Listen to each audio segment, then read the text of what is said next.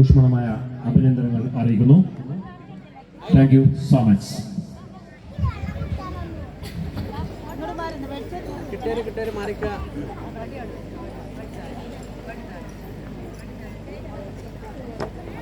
ഇങ്ങോട്ടൊക്കെ ഞാൻ കോലെടുത്താ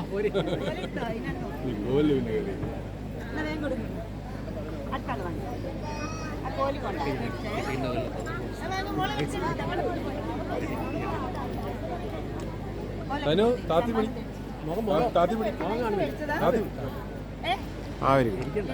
ഇരിക്കണ്ട ഇരിക്കണ്ട